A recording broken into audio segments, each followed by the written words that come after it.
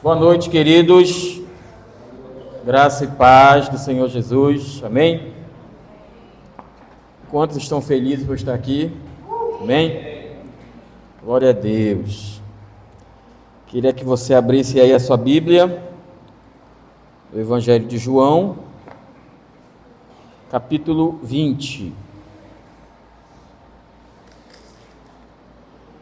Penúltimo capítulo aqui de João, capítulo 20. Nós vamos ler aqui do versículo 1 ao versículo 10.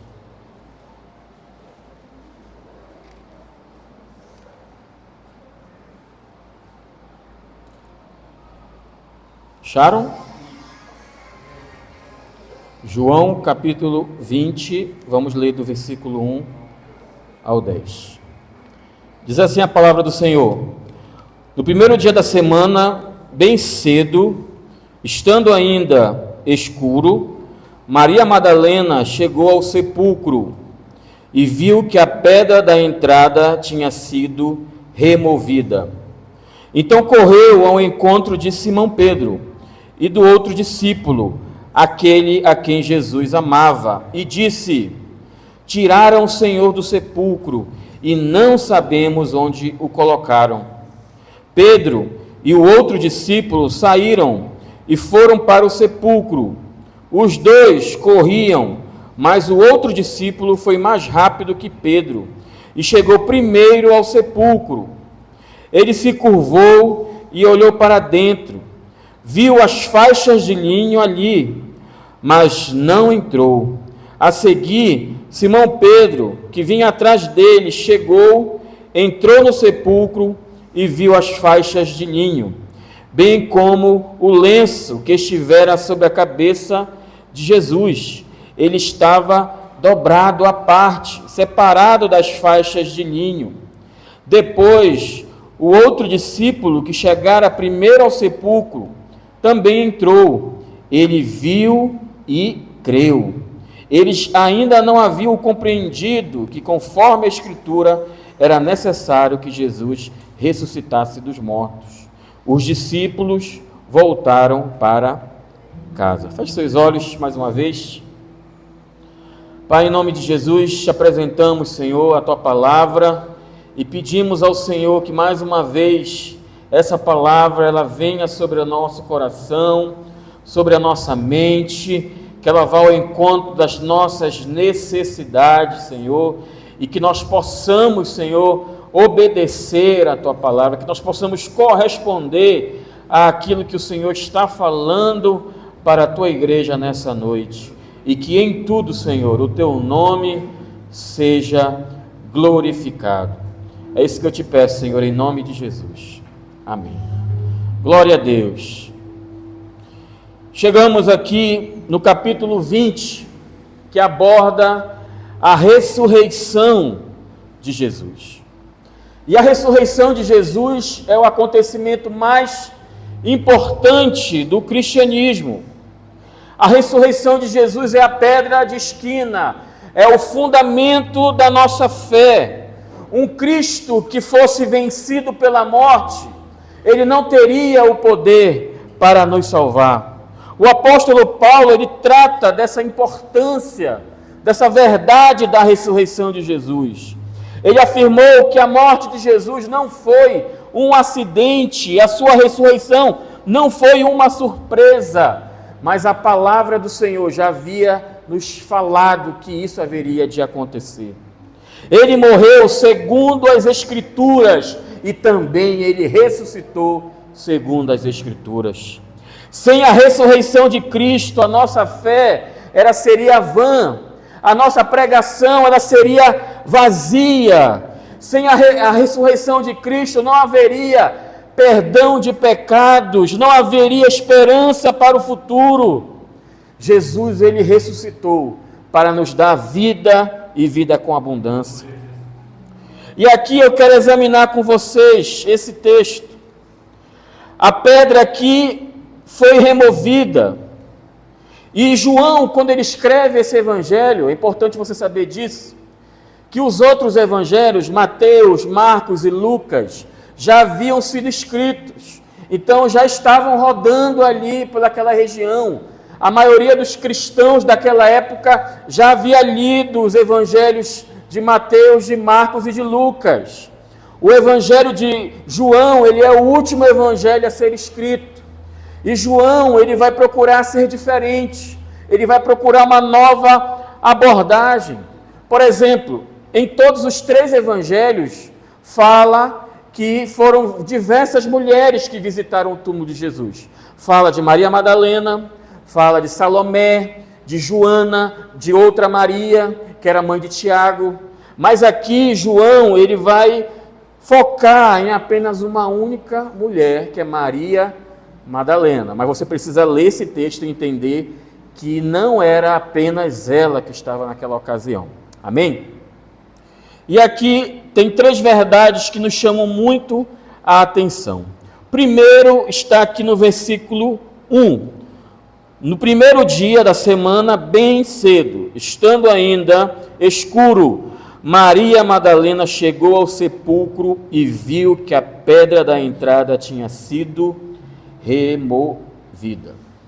Talvez você se pergunte, por que aquelas mulheres, elas foram até o túmulo de Jesus? Elas foram até o túmulo com o intuito, com o objetivo de ungir o cadáver de Jesus. Isso está escrito lá em Marcos 16, versículo 1. E quem eram essas mulheres? Como eu falei para vocês, Maria Madalena, Maria mãe de Tiago, Salomé, que era a mãe de João, e a Joana, que é relatada aqui por o evangelista Lucas. Imagine, elas estão caminhando em direção ao sepulcro. E quando elas estão a uma certa quantidade de distância, elas olham de longe que a pedra estava removida. Uma grande surpresa. E aquela pedra era uma pedra muito grande. Não era uma pedra fácil de ser removida. E além disso, queridos, havia um selo inviolável do imperador romano.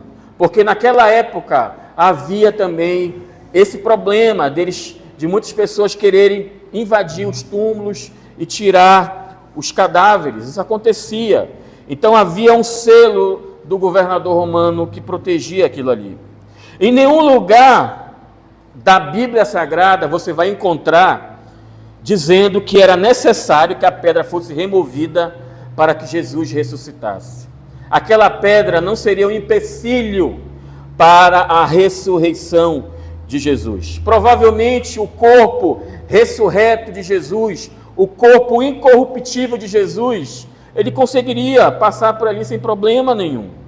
Mas talvez você se pergunte, por que então a pedra precisava e foi removida? Primeiro, para indicar que o túmulo estava vazio, para indicar que a vitória havia sido alcançada.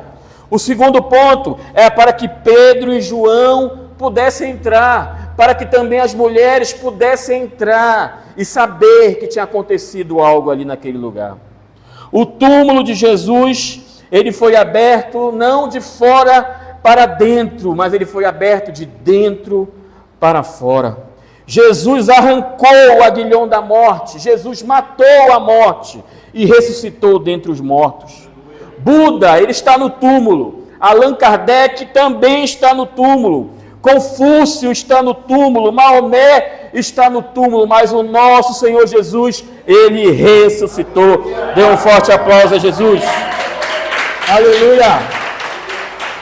O túmulo está vazio. A pedra foi removida. A morte não pôde deter o Filho de Deus. E havia uma preocupação de Maria Madalena. Qual a preocupação? Ela pensou, quando viu a pedra removida, roubaram o corpo do meu Senhor. Isso foi uma crendice que não tinha fundamento. E o versículo 2 vai abordar justamente isso. Então correu ao encontro de Simão Pedro e de outro discípulo a quem Jesus amava, e disse: tiraram o Senhor do sepulcro, e não sabemos onde o colocaram. Imagine o desespero de Maria Madalena. Quando ela vê aquela pedra removida, ela corre então ao encontro de dois discípulos que eram muito íntimos de Jesus, Pedro e João. João aqui ele não diz o nome dele, ele fala aquele discípulo a quem Jesus amava. E aqui Maria Madalena relatada nesse processo todo da ressurreição. A Bíblia nos diz que ela foi bem cedinho, ainda era escuro. E ela vai então ao encontro desses dois homens. Provavelmente Pedro e João estavam em locais diferentes. Cada um estava na sua casa. No coração de Maria havia uma única possibilidade. Qual era? Roubaram o corpo do meu Senhor. E ela não sabia onde haviam colocado. O túmulo aberto era uma razão de desespero para Maria Madalena. Ela pensava: os inimigos conseguiram matar Jesus. E eles não se contentaram apenas em matar Jesus, agora eles roubaram o corpo do Senhor. Era esse o pensamento que havia no coração de Maria. Os olhos de Maria e dos discípulos ainda não haviam sido abertos para o grande milagre da ressurreição. O testemunho apresentado aqui por uma mulher, porque Maria Madalena ela vai chegar diante de João e de Pedro. E naquela época, infelizmente, a sociedade ela não dava muito crédito a um testemunho de uma mulher. Mas aqui esses dois homens, eles deram crédito ao testemunho de Maria Madalena. E eles então resolvem ir até o sepulcro para honrá-la também, respeitando aquele seu testemunho. Do versículo 3 ao versículo 10 vai falar então agora sobre esse sepulcro vazio que é o berço do cristianismo. O texto nos diz que Pedro e João, quando eles ouvem a notícia de Maria, eles correm um ao lado do outro. Provavelmente o João ele era mais jovem, tinha mais preparo físico, então ele vai na frente e ele chega na frente. E a Bíblia diz que quando João ele chega no sepulcro e ele vê o sepulcro aberto, ele meio que se inclina, se abaixa para olhar. E ele fica tão alarmado pelo que está acontecendo, pela pedra estar removida, por ele ver ali os panos. E ele fica totalmente parado. A reação dele é ficar estagnado. Aí a Bíblia diz que Pedro chegou. Quando Pedro chega, ele não fica parado, ele entra direto para o sepulcro, para ver o que havia acontecido. E Pedro e João, quando eles entram dentro do sepulcro, tem algo interessante. O corpo de Jesus não está lá. O lenço estava dobrado, aquele lenço que ficava sobre a cabeça do cadáver, da pessoa que morreu, que cobria a pessoa em si, ele estava dobrado ali. E quando você vê aqui no Evangelho de João, a ressurreição de Lázaro, o texto diz que ele veio cheio desses lenços, todo coberto. Aí talvez você pergunte: pastor, qual é a certeza que eu tenho de que o corpo de Jesus não foi roubado? Que se alguém tivesse tirado o corpo de Jesus dali, não teria esse cuidado de tirar todas as faixas, de tirar o lenço da cabeça. Então o lenço ali, o linho fino que ficou no sepulcro é uma evidência de que Jesus, o corpo de Jesus não foi retirado daquele local. E talvez você se pergunte, por que aquele lenço ele estava dobrado? O lenço que estava sobre a cabeça de Jesus, o texto nos diz que ele então estava dobrado. É importante a gente entender o significado aqui desse lenço dobrado. E para nós entendermos isso, é necessário a gente falar um pouquinho sobre a tradição hebraica, uma relação entre um senhor e o seu servo. Quando o senhor ele ia jantar, o servo naquela época ele preparava toda a mesa, deixava bonitinho, colocava o lenço esse lenço, o seu senhor, o seu amo, ele limpava a boca, limpava a barba, e havia uma informação ali. O servo, ele não poderia chegar perto, ele ficava só observando de longe. E quando o senhor, ele terminava a sua refeição, ele jogava o lenço. O lenço ficava todo jogado, era um sinal de que ele tinha acabado a sua refeição. É quando você vai para um hotel, aí você não quer usar mais a toalha, eles dizem geralmente para jogar a toalha no chão. E aqui, esse era o sinal de que havia acabado a sua refeição. O lenço estava totalmente jogado.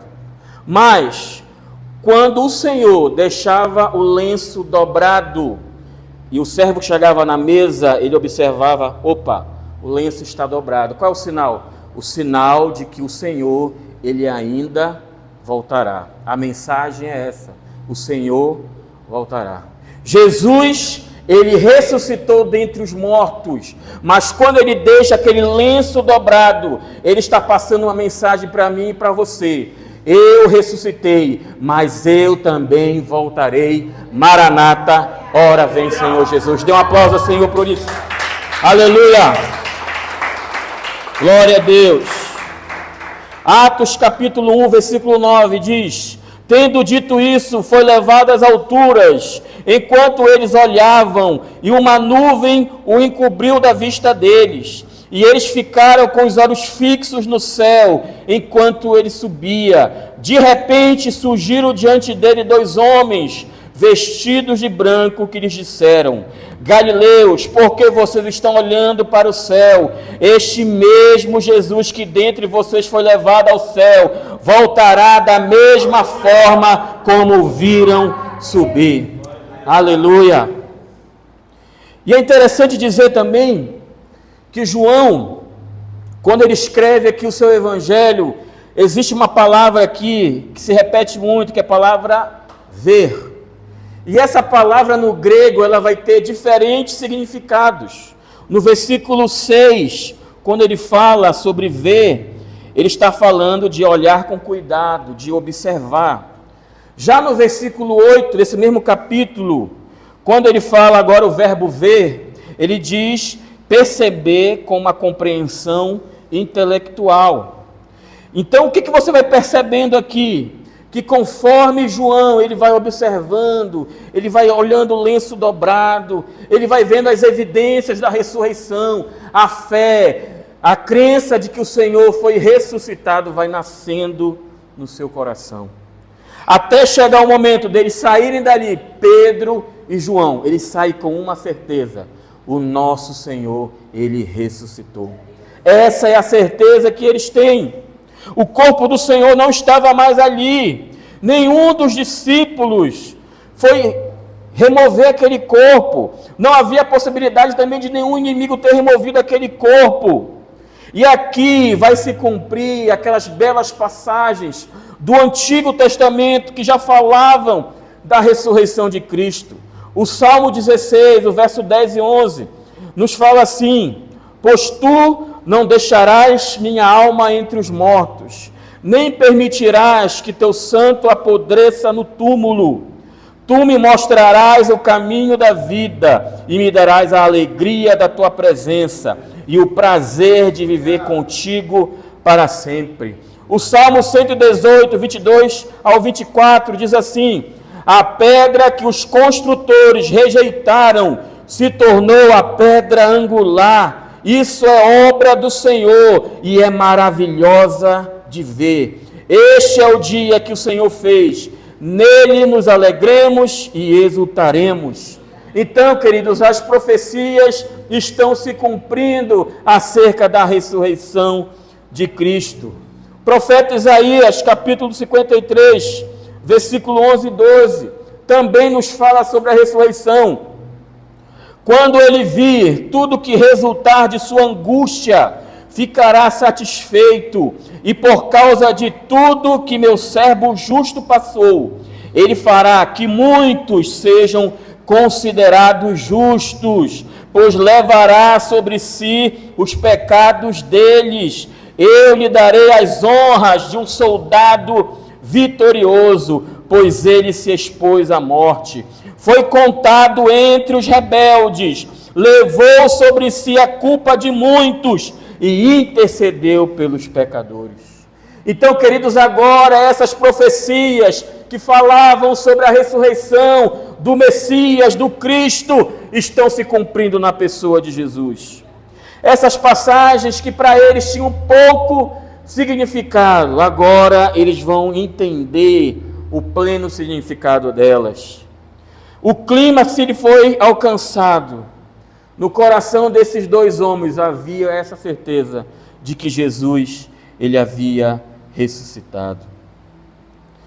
E eles voltam então para suas casas. Pedro vai para sua casa, João vai para a sua casa. Agora imagine João chegando na casa dele e contando o que havia acontecido. Contou para sua mãe e contou para sua tia. Quem era a tia de João? Maria, mãe de Jesus. Lembra? Jesus pediu a João que cuidasse dela. Então, a partir daquele momento, Maria passou a morar na mesma casa que João. Então, queridos, a grande evidência aqui é que o túmulo estava vazio. Quero ler com você agora do versículo 11 ao versículo 18. Acompanhe na sua Bíblia. Maria, porém, ficou à entrada do sepulcro, chorando.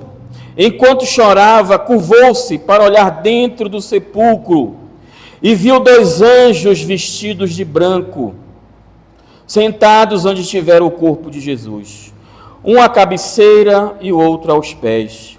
Eles lhe perguntaram: mulher, por que você está chorando?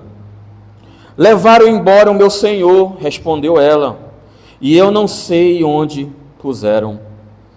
Nisso, ela se voltou e viu Jesus ali em pé, mas não o reconheceu. Disse ele: mulher, por que está chorando? Quem você está procurando? Pensando que fosse o jardineiro, ela disse: se o Senhor o levou embora, diga-me onde o colocou, e eu o levarei. Jesus lhe disse: Maria. Então, voltando-se para ele, Maria exclamou em aramaico: Rabone, que significa mestre. Jesus disse: não me segure, pois ainda não voltei para o Pai. Vá, porém, a meus irmãos e diga-lhes: estou voltando para meu Pai e Pai de vocês, para meu Deus e Deus de vocês. Maria Madalena foi e anunciou aos discípulos: eu vi o Senhor, e contou o que ele lhe dissera. Amém?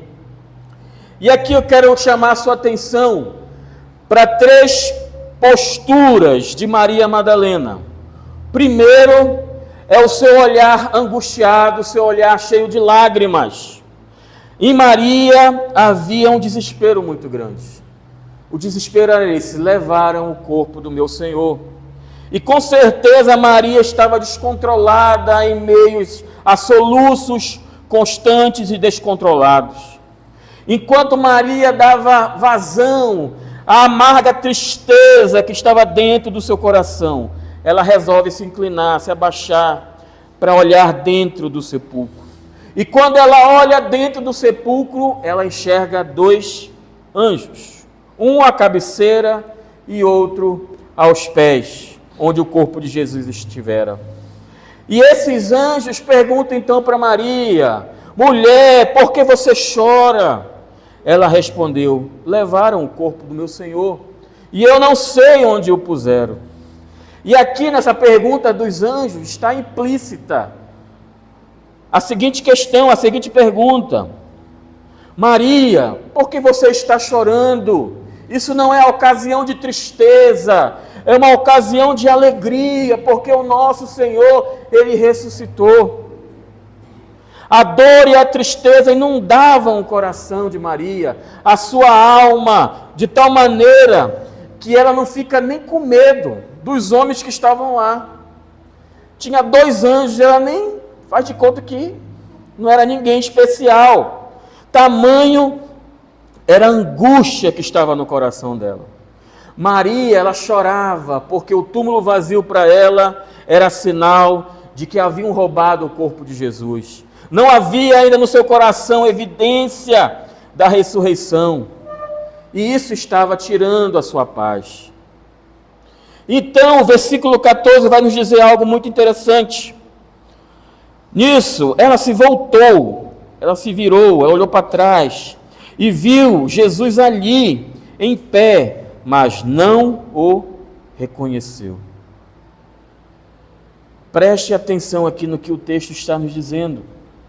Ela olha para trás, ela enxerga Jesus, mas também ela não o reconhece.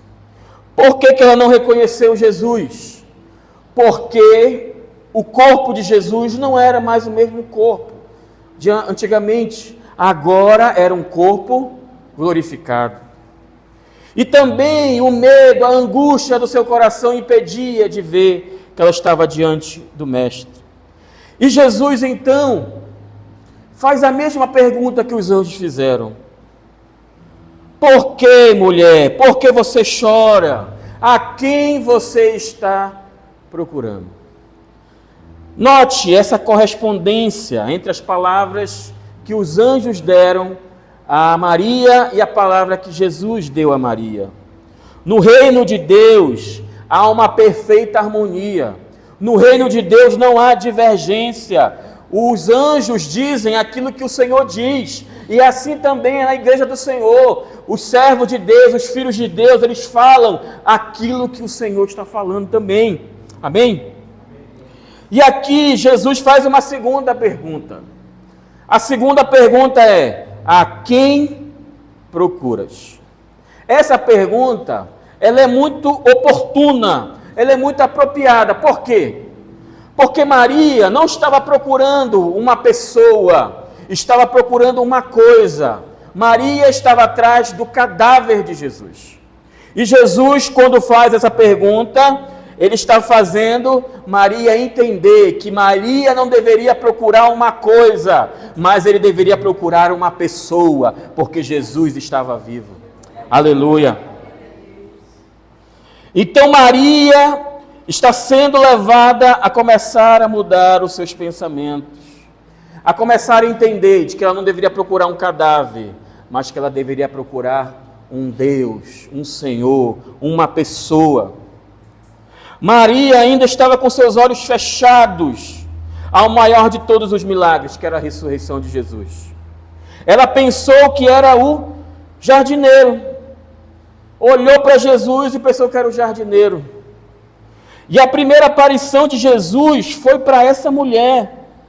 Essa mulher a quem Jesus expulsou 7 demônios. Ela será a primeira testemunha ocular da ressurreição de Jesus, desse grande milagre. E as primeiras testemunhas, queridos, da ressurreição de Jesus foram as mulheres. Jesus aparece primeiramente para as mulheres, justamente por aquilo que eu falei para vocês. A sociedade não dava crédito, não dava valor ao testemunho das mulheres. E a Bíblia nos diz que Deus pega as coisas que são loucas para confundir os sábios, pega aquelas coisas que são desprezadas pelos homens e torna algo honroso. E quando Jesus aparece primeiramente para as mulheres, ele está dando a devida honra que as mulheres merecem.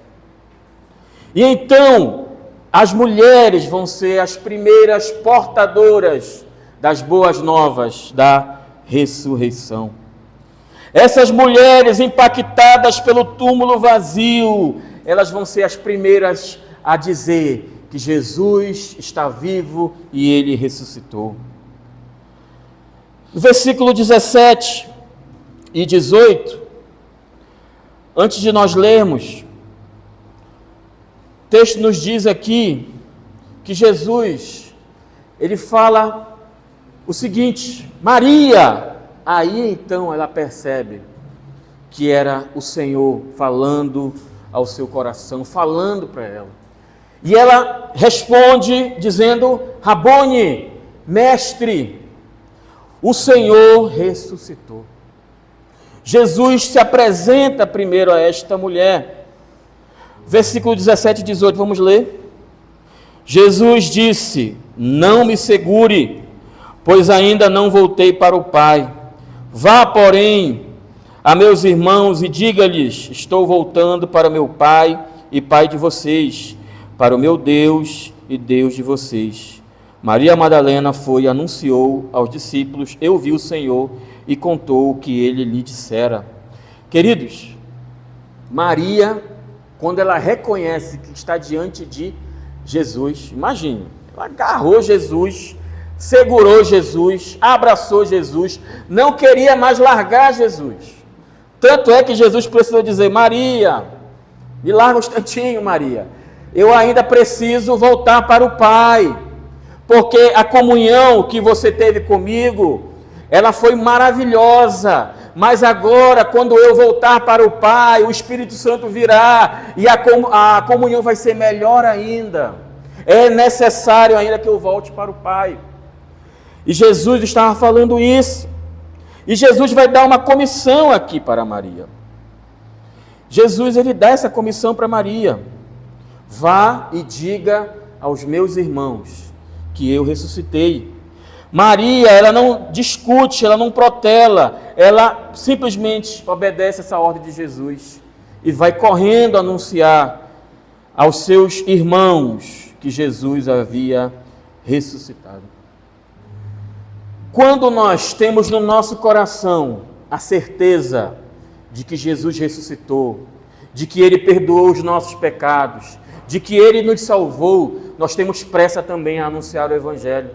Quando nós estamos diante de alguém que não conhece a Jesus, nós temos pressa de falar do amor de Deus.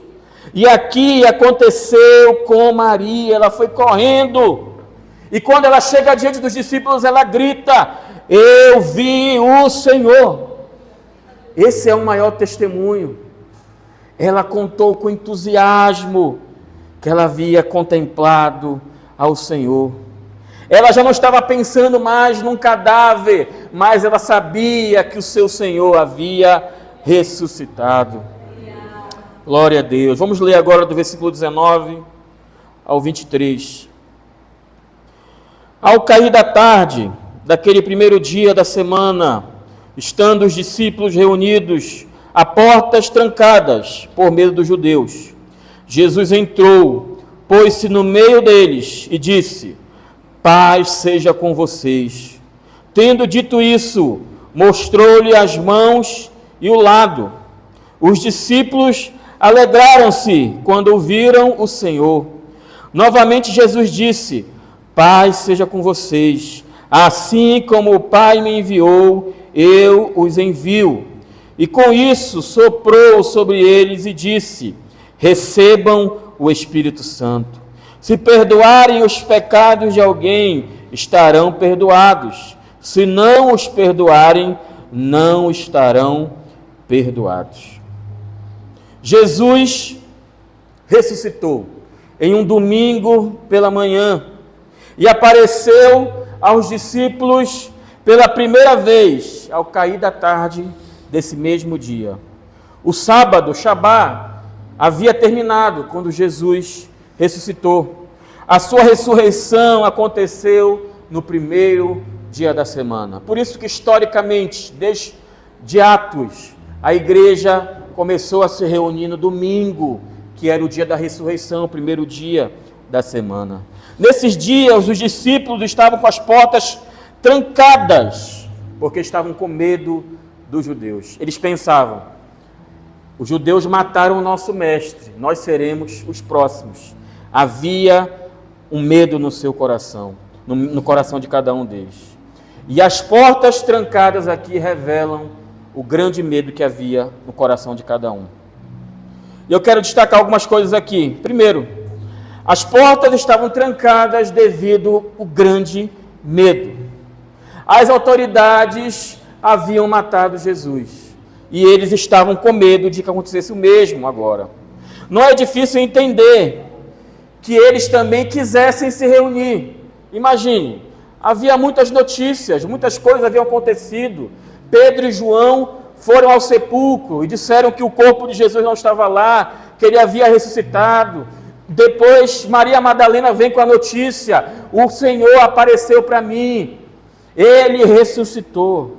Então, o colégio apostólico, os irmãos ali, os discípulos decidem se reunir.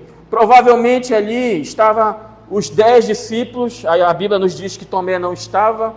Provavelmente também estava Cleopas e o seu companheiro, que a Bíblia nos diz, eles estavam na estrada de Emaús quando Jesus aparece para eles. E eles também já vinham com esse relato: olha, o Senhor apareceu para a gente também. Então eles reuniram: vamos conversar aqui, cada um fala o que aconteceu, muita informação. E eles estavam reunidos, e quando eles estavam reunidos, o Senhor apareceu mais uma vez. Amém? Glória a Deus por isso. Jesus já havia aparecido para diversas pessoas. E é interessante frisar aqui que antes da descida do Espírito Santo, em Atos capítulo 2, eles estavam com medo dos judeus. A partir de Atos 2, quando o Espírito Santo desce, eles já vão ser presos, porque eles não tinham mais medo, porque Deus havia dado sobre eles ousadia no Espírito. Amém? Outra informação importante: as portas estavam trancadas porque eles não tinham paz no coração. Havia um medo que tomava conta do ser. Então Jesus, a primeira coisa que Jesus faz quando ele chega, a primeira palavra dele para aqueles discípulos amedrontados é: paz seja com vocês, paz seja convosco. Por isso que esse é o nosso cumprimento, queridos. É graça e paz, é paz do Senhor, porque você está transmitindo a paz que excede a todo entendimento. E quando você está passando por momentos difíceis, por tribulações, momentos de lutas, o Senhor Jesus está dizendo para você também: que a minha paz esteja com você. Amém? Portas trancadas pela ausência de Jesus. Sexta-feira, Jesus estava na cruz, estava morto. Eles sentiram a ausência do Mestre, sentiram falta de todo aquele contato que havia entre eles. E quando Jesus não está presente em um local, quando Jesus não está presente na nossa vida, o medo ele toma conta, as incertezas tomam conta. Mas quando Jesus ele mora no nosso coração, apesar das lutas e dificuldades, nós temos paz, porque o Senhor está conosco. As portas estavam trancadas também pela falta de um propósito. Jesus morreu, eles se dispersaram, não tinha mais um propósito de vida, não tinha mais um objetivo. Jesus oferece a eles duas coisas: primeiro, ele lhes dá a paz, e depois ele lhes dá um comissionamento. Assim como Jesus, ele foi comissionado pelo Pai para vir a este mundo, para morrer pelos nossos pecados e para nos salvar, Jesus está dando um comissionamento para os seus discípulos. O mandato de Cristo não é apenas para fazer a obra, mas é para fazer a obra da mesma forma que ele fez. Jesus veio do céu para trazer uma mensagem poderosa. E essa mensagem agora, ele passa como um comissionamento para a sua igreja. Ele dá um comissionamento. Assim também devemos cumprir a nossa missão. E qual foi a missão que Deus nos deu através de Jesus? A missão de pregar o Evangelho, a missão de pregar a palavra de Deus. O apóstolo Paulo fala do ministério da reconciliação. Quando você prega o Evangelho, você anuncia a palavra de Deus, você está reconciliando pessoas com o Pai. Esse é o ministério que Jesus nos deu. Amém? As portas estavam trancadas também por falta de poder. Jesus, quando ele nos dá uma missão, quando ele nos dá uma obra para fazer, ele também vai nos dar capacitação, também ele vai nos dar poder e autoridade. Jesus aqui, o texto nos diz que ele sopra o Espírito Santo sobre os seus discípulos. E aqui, queridos, eu entendo esse sopro do Espírito como uma dose daquilo que eles haveriam de receber em Atos capítulo 2. Jesus está dando uma amostra do seu poder, que seria derramado de maneira poderosa em Atos capítulo 2. E ali os discípulos são aspergidos com a graça do Espírito. Esses discípulos que estavam amedrontados, agora eles começam a ser revigorados, fortalecidos pelo Senhor. Esses discípulos que estavam com medo, a partir de Atos 2, eles se levantarão com ousadia, com intrepidez, na graça e no poder do Espírito. E quando o texto diz aqui, versículo 23, se perdoardes os pecados de alguém, serão perdoados. Se os retiverdes, serão retidos. Pastor, quer dizer que se eu dizer para o fulano, o teu pecado não está perdoado, ele não está perdoado? Não, não tem nada a ver com isso. O que Jesus está dizendo aqui é o seguinte, que através da pregação do Evangelho, a Bíblia nos diz que a palavra de Deus ela é uma espada de dois gumes. Ou ela salva, ou ela condena. Ou ela traz vida, ou ela traz morte. Ou ela traz reconciliação, arrependimento, ou ela traz endurecimento do coração. Ela não volta vazia.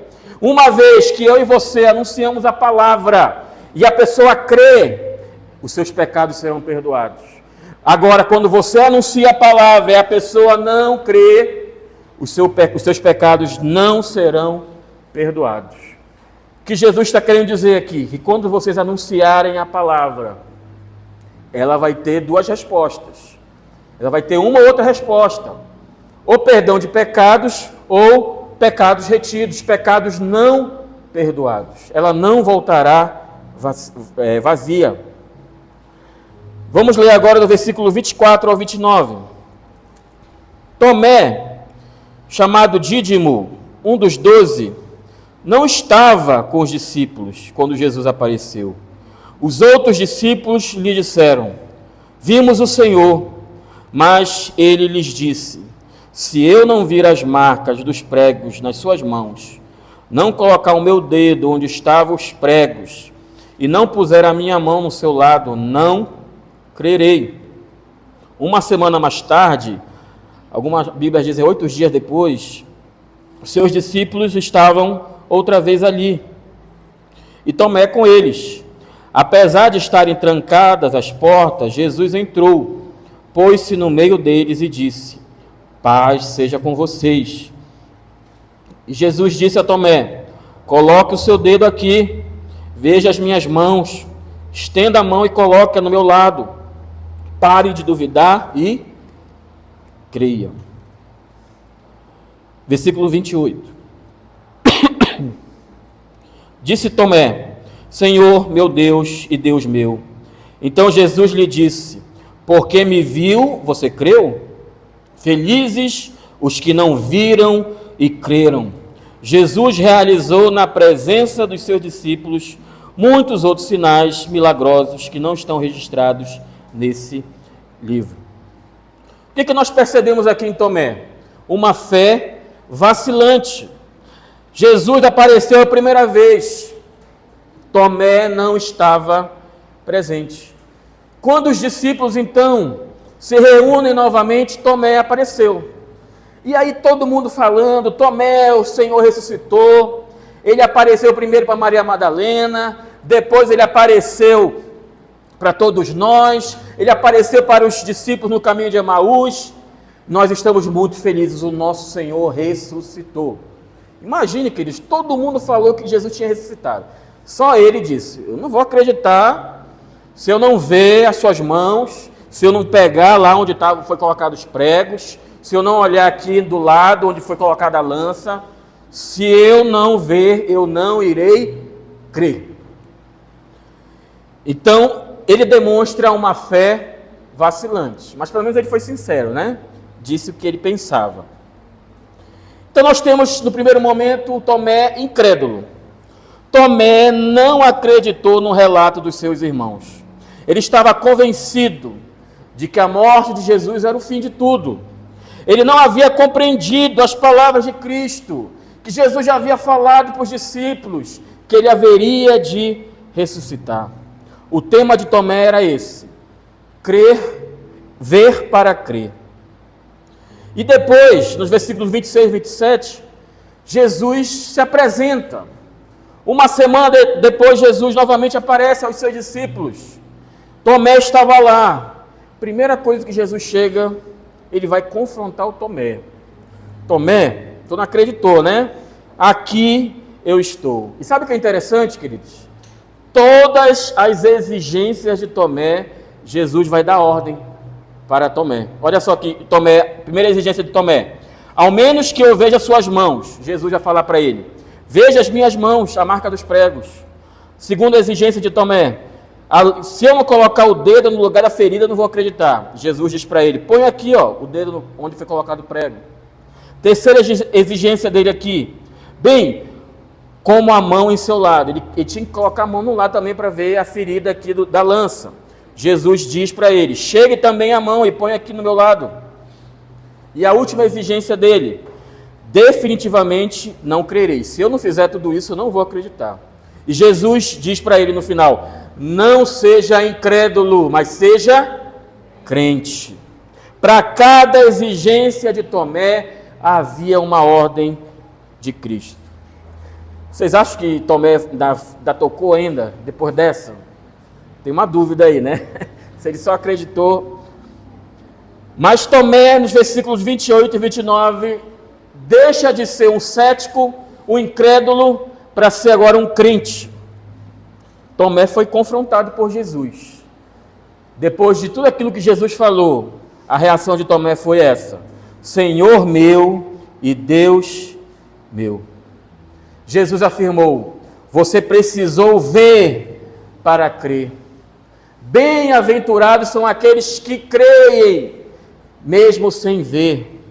A fé, ela não precisa ver para crer. A fé crê e por isso ela vê.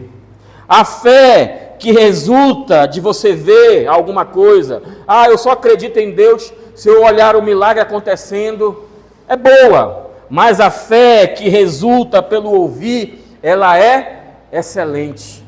A Bíblia nos diz que a fé, ela vem pelo ouvir e ouvir a palavra de Deus.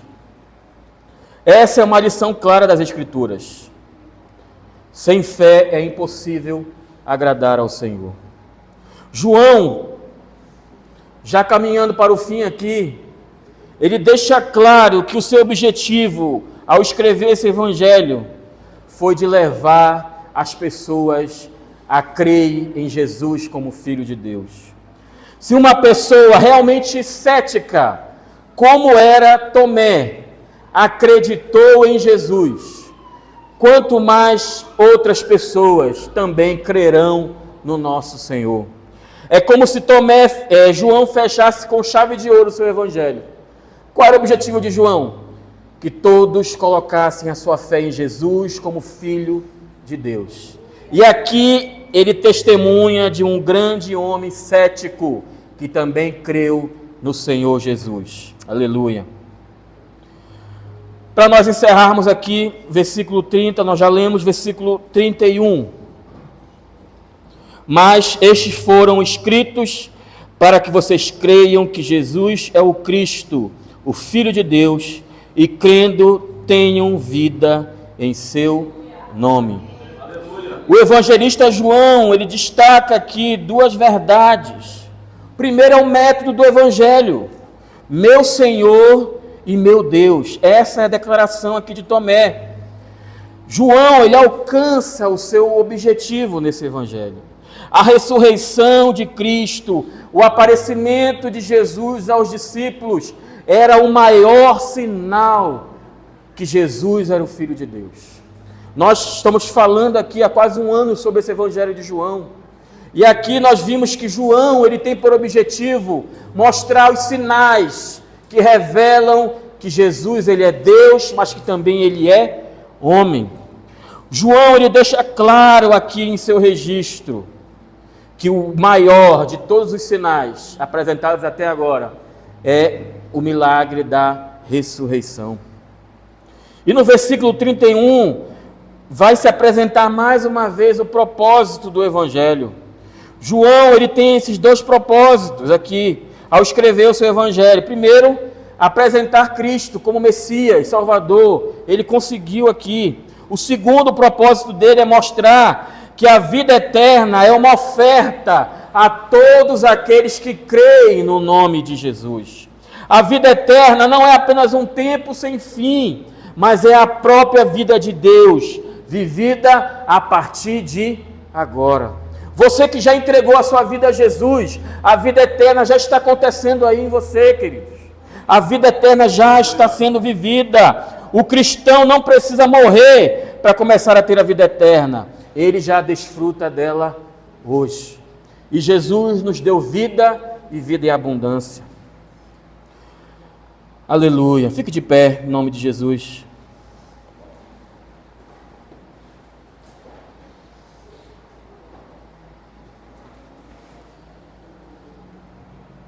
Bem-aventurados sois vós, porque vocês creram sem ver, sem contemplar a Jesus.